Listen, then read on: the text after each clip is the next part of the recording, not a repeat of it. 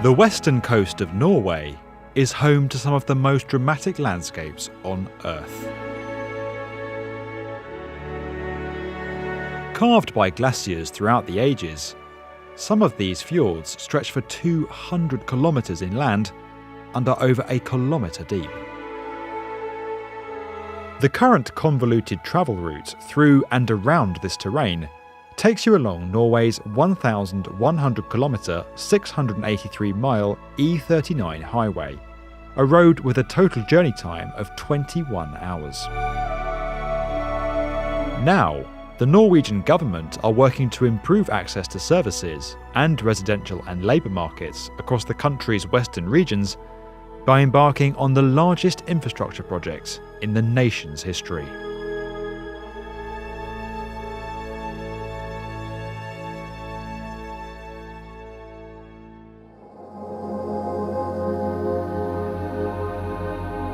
Norway's E39 highway runs between Kristiansand in the far south of the country and Trondheim in the north.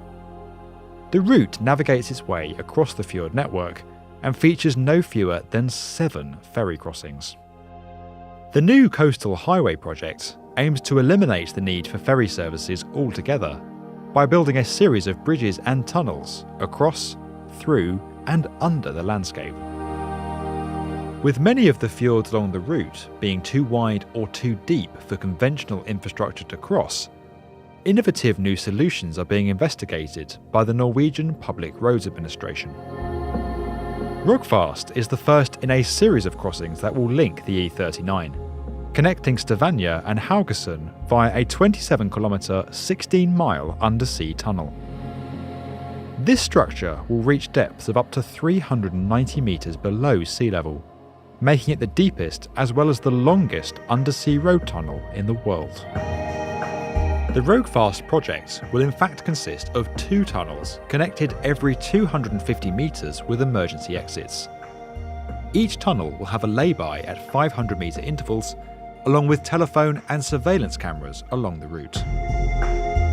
The tunnel will also feature a mid-route intersection with the island municipality of Kvitsøy, creating an undersea tunnel junction and connecting the island with the Norwegian mainland. With work begun in 2018, this element of the project is set to be completed by 2026 at a cost of $2 billion. While the Rogfast works are already underway, the scale of some other fjords is presenting the project team with extreme engineering challenges. Bjørnafjord, located to the south of Bergen, stands 5 kilometres wide and reaches depths of 600 metres. To cross this challenging stretch of water, a proposal has been put forward for a floating bridge, anchored to the shore at both ends. The Sulafjord crossing has seen 2 possible solutions put forward.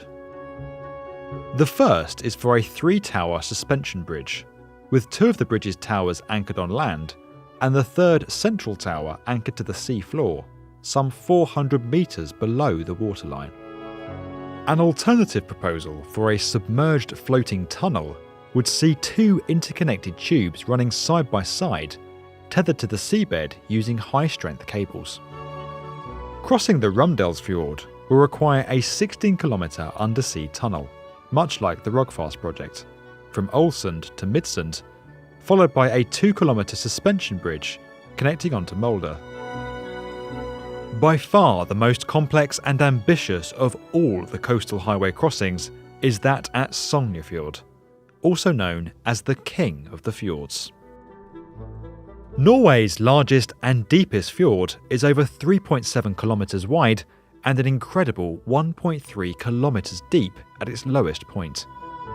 While these extreme distances pose their own challenges, engineers must also account for the high number of ships that enter the fjord on a regular basis. Any crossing must allow for a clear shipping lane that is at least 400 metres wide, with 70 metres clearance above the water's surface and at least 20 metres clearance into the depths. To deliver this, the project team are considering numerous different types of crossing for this fjord. The first is a traditional suspension bridge. With a 3,700 metre crossing, such a structure would be almost double the length of the world's current longest bridge and would require support towers at least 450 metres tall, significantly eclipsing the 343 metre tall Millau Viaduct in France to become the world's tallest bridge structure. A floating bridge is also being considered. However, this structure would need to raise to allow ships to pass, and achieving such a feature in a bridge that is only anchored to each shoreline poses considerable engineering challenges that are yet to be overcome.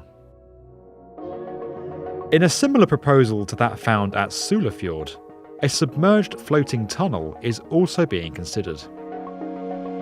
This proposal would differ slightly to its counterpart due to the extreme depth of Sognefjord. Rather than being tethered to the seabed, the tunnels would be suspended from floating pontoons that would allow ships to pass overhead. A hybrid proposal is also being considered, combining a floating pontoon bridge with a portion of submerged floating tunnel that allows ships to pass. Whilst fixed bridges transferring into fixed tunnels is not an uncommon solution in waterways with high shipping traffic, such as the link between Denmark and Sweden and the extensive Hong Kong to Macau crossing, combining the two floating structures in this way would create the world's first example of such a solution. Finally, a proposal for a multi-span cable-stayed bridge is under review.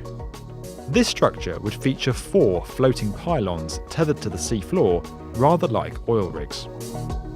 With safety and environmental considerations being of the utmost importance, Norway's vast coastal highway project is set to become a new benchmark in engineering capabilities and a model for future infrastructure projects around the world. If you enjoyed this video and would like to get more from the definitive video channel for construction, subscribe to the B1M.